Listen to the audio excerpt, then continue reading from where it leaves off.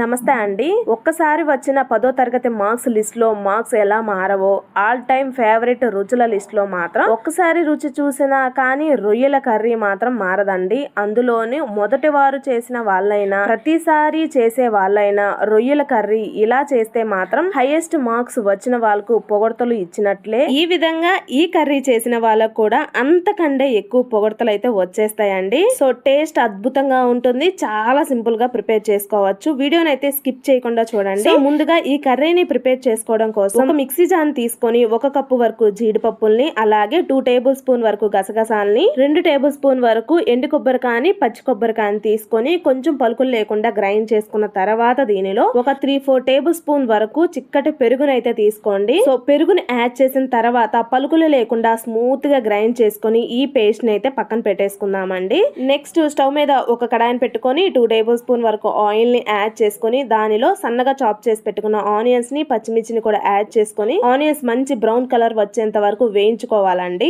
ఆ తర్వాత స్పైసీకి తగ్గట్లుగా కారాన్ని, రుచికి తగ్గట్లుగా ఉప్పుని, 1/2 టేబుల్ స్పూన్ వరకు పసుపుని, 1 టేబుల్ స్పూన్ వరకు ధనియాల పొడిని, 1 టేబుల్ స్పూన్ వరకు గరం మసాలా పౌడర్ ని తీసుకొని ఇది మొత్తం కలిసేలా కలుపుకొని 1 మినిట్ పాటు వేయించుకోండి. ఎక్కువసేపు ఏం అవసరం లేదు. సో దీనిలోనే 1 టేబుల్ స్పూన్ వరకు అల్లం వెల్లుల్లి పేస్ట్ ని, మనం ముందుగా గ్రైండ్ చేసి పెట్టుకున్న మసాలా పేస్ట్, అదే జీడిపప్పు పేస్ట్ ఏదైతే ఉందో దానిని 1 కప్పు వరకు తీసుకోండి. మీరు తీసుకునే రొయ్యల క్వాంటిటీని బట్టి తీసుకోండి. అలాగే కరివేపాకు రెమ్మల్ని కూడా తీసుకొని మొత్తం కలిసేలా కలుపుకొని 2-3 మినిట్స్ పాటు లో ఫ్లేమ్ లో మాడిపోకుండా వేయించుకోండి. ఆ తర్వాత నీచు వాసన లేకుండా శుభ్రంగా వాష్ చేసుకున్న రొయ్యల్ని, అలాగే సన్నగా చాప్ చేసి పెట్టుకున్న టమాటా ముక్కల్ని కూడా తీసుకొని మొత్తం కలిసేలా కలుపుకొని లో ఫ్లేమ్ లోనే టర్న్ చేసుకొని మూత పెట్టుకున్నట్లయితే ఆవిరి కానీ టమాటాలో నుండి వచ్చే వాటర్ కానీ రొయ్యలు ఉడకటానికి హెల్ప్ అవుతూ మంచి గ్రేవీ కన్సిస్టెన్సీతో పాటు కర్రీ టేస్ట్ ని ఎన్హాన్స్ చేసేలా ఉంటుందండి. సో మధ్యలో చెక్ చేసుకుంటూ మాడిపోకుండా ఆయిల్ సపరేట్ అయ్యేంత వరకు ఉడికించుకుంటే సరిపోతుంది. చూసారు కదా, ఈ విధంగా కన్సిస్టెన్సీ అనేది వచ్చిన తర్వాత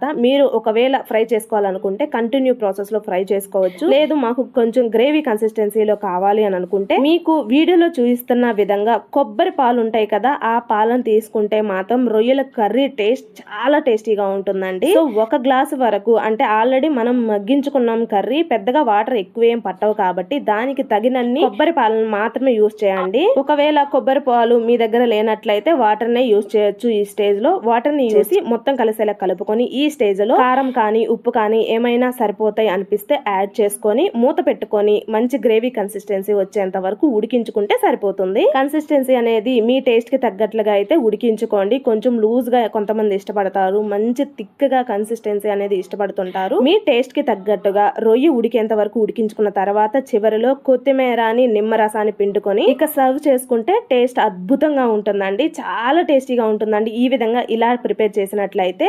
సో ఫ్రెండ్స్, ఐ హోప్ ఈ వీడియో మీకు నచ్చిందని అనుకుంటున్నానండి. నచ్చినట్లయితే లైక్ చేయండి, షేర్ చేయండి, సబ్స్క్రైబ్ చేసుకోండి. Thanks for watching.